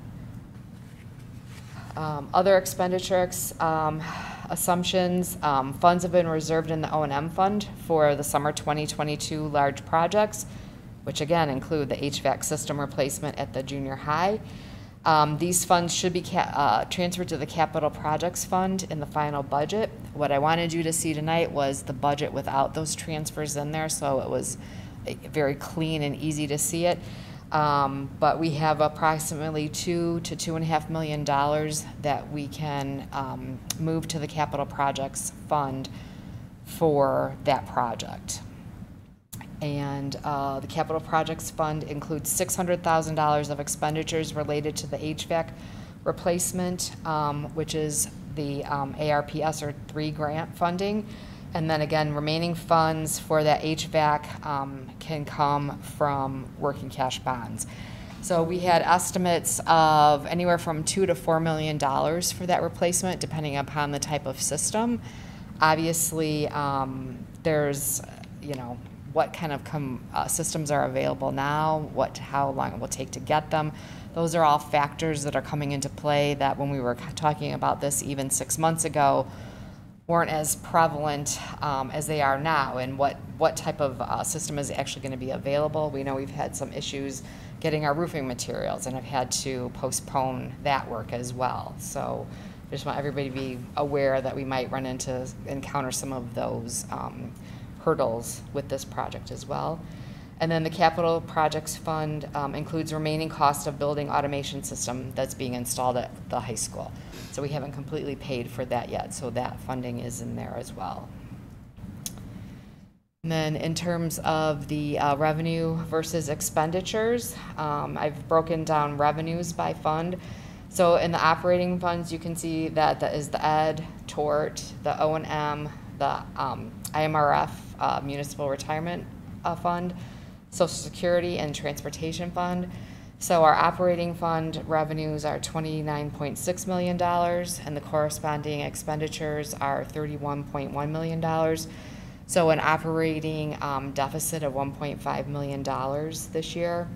Now in the transportation fund, it's not an issue. We have surplus there. Also, some of it's a timing piece because we're not going to get as much revenue this year as we typically do. But we have surplus from last year because our expenses weren't as great. So it's really, the ed fund, again, is the one that we really want to be focusing on. In the other funds, we have sufficient surplus. And even like in the IMRF and Social Security funds, we had some surplus because we didn't do salary increases. So that's how that arrives. And then the debt service, we have a slight surplus there. Capital projects, you expect the deficit because we're only adding revenues. It doesn't account for the transfers that we're doing. So we're fine there. And then same with the Fire Prevention and Safety Fund, we're spending the remaining funds in that fund, and that's perfectly fine, so nothing to worry about there with the negative. And then again, just a little bit different way to look at it with a fund balance summary. And again, the net change is the same as in the previous slide. So our revenue projections are conservative. The 2021-22 budget is aligned with board and district goals to provide educational services to the students and families we serve. Life safety and working cash fund spending for capital projects and life safety projects. Funds can only be used for those purposes. We cannot use those to pay salaries, benefits, supplies, materials. The ARP ESSER 3 grant may not cover all salaries and benefits for positions listed in the grants, so we are going to be reviewing that and maybe making some adjustments to that. A couple of things, the property tax freeze legislation and the pension reform legislation have been pending for several years now. There hasn't been talk about them again recently, but I just like to keep this, on everybody's radar that at some point those topics could come up and they would impact our finances, and we'd need to be reevaluating things. Also, last year, the state changed the budget form where student activity funds have to be accounted for in the education fund. Again, I did not put them on this, the preliminary budget. They will be on the final budget because it's just not as clean a way to look at the information. And again, student activity funds can only be spent by those groups that raise them. So they don't really impact our education fund. And again, we'll show the education fund balance has the $250,894 from the Hackbrush donation that can only be spent on educational items at the high school, so that's included in that fund balance. And then also important to note, the O&M fund balance shows $359,377 of TIF funds that can only be spent for improvements at Manning. So we always need to be aware that that fund balance has money that can only be spent at Manning as well. And then we designate that in our audit so that people know there's some reserved fund balance as well.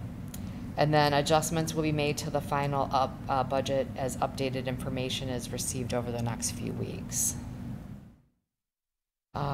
We have the public display budget presented this evening to the Board of Education. It needs to be presented for a minimum of 30 days.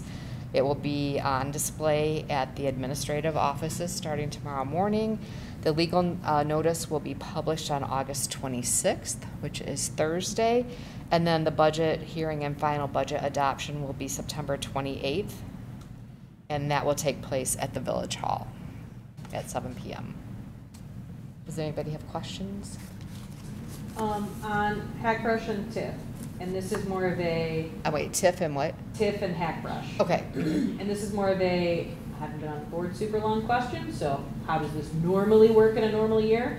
When do we talk about that? Is that a situation where like the finance committee talks about how we'd like to spend those funds and then presents it to the board, or is it, does the board have to say, we now want to figure out what we're going to do with those funds? Because I don't. Yeah. So for the Hackbrush, that's really would be the superintendent and then the principal at the high school. There may be a few other committee members. They will be working on that. Potentially another board member might be working on it. They kind of started down that road, and then a lot of board turnover and a pandemic. Mm-hmm. So that stuff is kind of on hold for right now. So that we'll start, having the high school principal start working on, thinking about how we're going to spend those funds. In terms of the TIF, we just recently got, what I call a more significant hunk of money. I will be updating you in December or early January after we receive the next revenue. But we've got 350,000 now. We should have $1 million or a couple million by now. So the revenue that we're receiving is significantly less than the village anticipated we would receive at this time. What we want to do is make sure that whatever we're doing is impactful at Manning and not doing scattered projects here. Okay, so we got 50,000, we got 100,000, let's do this project. Because many of the things that need to be done at Manning, that like once you start it, like the scope and sequence is huge. So you don't want to replace, so there might be enough money to replace carpet. Well, you don't want to do that because you're going to be doing, maybe some repiping and water and all kinds of things. So you have to be very thoughtful in what the sequence is for spending that money. And that's something that we'll review with the facilities committee as well. And Joe Smith, is working on other projects that reprioritizing some things. And we'll be meeting with the facilities committee and then the finance committee about that. But we can also talk at that point in time about Manning and the TIF money, and maybe, you know, are there any things that we can start to do, or do we, again, need to continue to save and build up so that we can do a more meaningful project? Thank you. So my questions were also about those two things, and so you answered a couple of them. My only last question is TIF restricted to Manning just because of its location? Yes, it was part of the TIF. It's located in the TIF, and funds are specifically earmarked for that school. Great, thanks. For the medical insurance increases, what's been the typical percentage that's been going up? You know, it varies. I wish my memory were better. I mean, we've had some years where it's been 0, it's been a couple percent. We've had a year where it was maybe like 12%. So it's kind of been all over the place. And it's all over the place. We're self-insured, so it's definitely based on utilization. And what we've seen this year, the utilization has been significant. So that's why I'm anticipating some larger increases. One of the things, you know, and there's, you know, pros and cons to self-insured. You're self-insured, you only pay for the services that you use. So sometimes people say, well, why don't you go and, you know, have a set premium, not be self-insured, go to fully insured. That's fine. Your rates, though, if you don't utilize it, they typically don't go down. They keep going up. So so far, the self-insured has worked for the district. Okay, great, thank you. Anything else? All right, thank you. Thanks, Kim. The chair will entertain a motion to approve the tentative 2021-2022 budget as presented, and that said budget will be available for public inspection in the district's business office from August 25th, 2021 until board adoption on Tuesday, September 28th, 2021. So moved. Second. Roll call, please. Ms. Hoover, Yes. Ms. Stedeke, Yes. Ms. Redono, Yes. Mr. Marin, Yes. Ms. Conover, Yes. Mr. Avia, Yes. Ms. Coyle. Yes. Okay, the next action item we have is the approval of the WTA contract. Kevin, do you have any comments on this, or can we just move to motion? You can just move the motion. Okay. The chair will entertain a motion to approve the agreement between the Westmont Teachers Association and the Board of Education of Community Unit School District 201 for the period beginning July 1st, 2021 and ending June 30th, 2023. So moved. Second. Roll call, please. Ms. Stedeke, Yes. Ms. Redono, Yes. Mr. Marin, Yes. Ms. Conover, Yes. Mr. Avia, Yes. Ms. Coyle, Yes. Ms. Hanover. Yes. Hoover. Okay.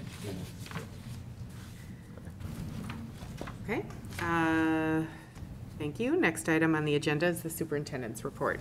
Just very briefly, in addition to our school year starting, our fall athletic season has also started for our junior high and high school, so we're very excited about that. We didn't experience that last fall. We have our first football game this week is away, but our first home game will be September 10th, so hopefully we'll see a large crowd there. And then as kind of, in addition to, we were having the conversation of crossing guards, we've had a few of our TAs have gotten full-time teaching positions in other districts, and so we're also in need of teaching assistants. It's a great, for a parent, it's a great job because you're on the same schedule as your children that are in our schools. And so there is a link on our website to apply. You can apply electronically. But if we have any community members that would like to join our team as a teaching assistant, feel free to apply. Great. Thank you, Kevin. Are there any board reports tonight? No? Okay. Any public comment? Okay, so the last item here is future meetings and events. The elementary PTO and committee meeting is August 30th, 2021 from 6 to 8 p.m. Westmont High School Back to School Night Open House is September 1st, 2021, from 6:30 to 8:30 p.m. The fifth grade band information night tentatively is September 2nd, 2021, from 5 to 8:30 p.m. There will be no school on Labor Day, September 6th, 2021. And are these September dates on the second page? Yes. Okay. There's a Westmont Junior High PTO meeting on September 8th, 2021 at 7:30. Westmont Junior High School Curriculum Night, September 9th, 2021, from 6 till 7:30 p.m. And the next CUSD 201 board meeting is September 14th, 2021 at 6 p.m. at Westmont Village Hall. I had a quick question. On our calendar, September 24th, there's a special board meeting, I think, on the calendar. It's the 17th. 16th. Is that a committee? It's Oh, the that's- board. That's our Oh, that's our evaluation. self-evaluation, right. So that's a board self-evaluation, it'll be at South. Okay, And we'll have a representative from the School Board Association working with our school board. awesome. So then when we have committee meetings, are they board meetings? Are they special meetings on the website? They would not be special meetings, they'd be listed as a committee meeting. Okay, wonderful, thank you. Awesome. All right. There's no need for a second closed session, so motion to adjourn. So moved. Second. Those in favor? Aye. Anyone opposed?